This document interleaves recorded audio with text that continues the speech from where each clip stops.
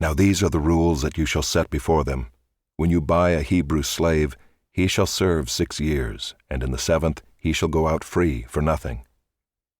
If he comes in single, he shall go out single. If he comes in married, then his wife shall go out with him. If his master gives him a wife and she bears him sons or daughters, the wife and her children shall be her master's, and he shall go out alone. But if the slave plainly says, I love my master, my wife, and my children, I will not go out free, then his master shall bring him to God, and he shall bring him to the door or the doorpost, and his master shall bore his ear through with an awl, and he shall be his slave forever. When a man sells his daughter as a slave, she shall not go out as the male slaves do. If she does not please her master, who has designated her for himself, then he shall let her be redeemed. He shall have no right to sell her to a foreign people, since he has broken faith with her. If he designates her for his son, he shall deal with her as with a daughter. If he takes another wife to himself, he shall not diminish her food, her clothing, or her marital rights. And if he does not do these 3 things for her, she shall go out for nothing without payment of money. Whoever strikes a man so that he dies shall be put to death. But if he did not lie in wait for him, but God let him fall into his hand, then I will appoint for you a place to which he may flee. But if a man willfully attacks another to kill him by cunning, you shall take him from my altar, that he may die. Whoever strikes his father or his mother shall be put to death. Whoever steals a man and sells him, and anyone found in possession of him shall be put to death. Whoever curses his father or his mother shall be put to death. When men quarrel and one strikes the other with a stone or with his fist, and the man does not die but takes to his bed, then if the man rises again and walks outdoors with his staff, he who struck him shall be clear. Only he shall pay for the loss of his time, and shall have him thoroughly healed.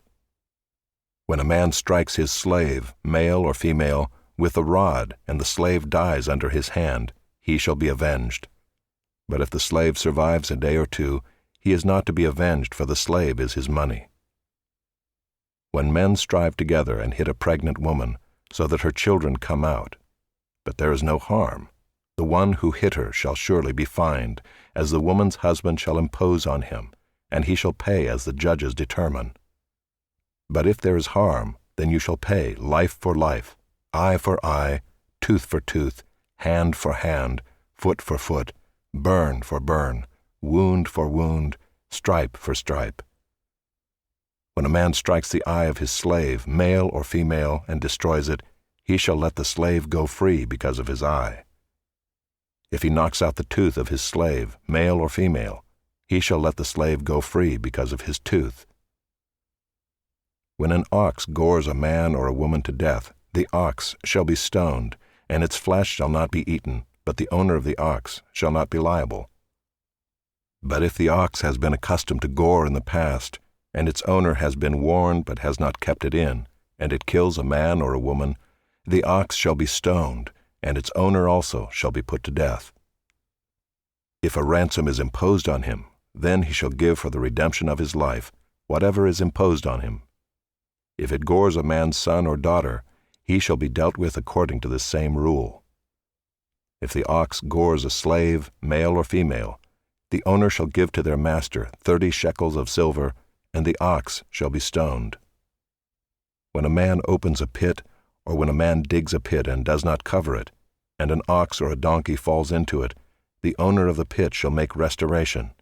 He shall give money to its owner, and the dead beast shall be his. When one man's ox butts another so that it dies, then they shall sell the live ox and share its price, and the dead beast also they shall share.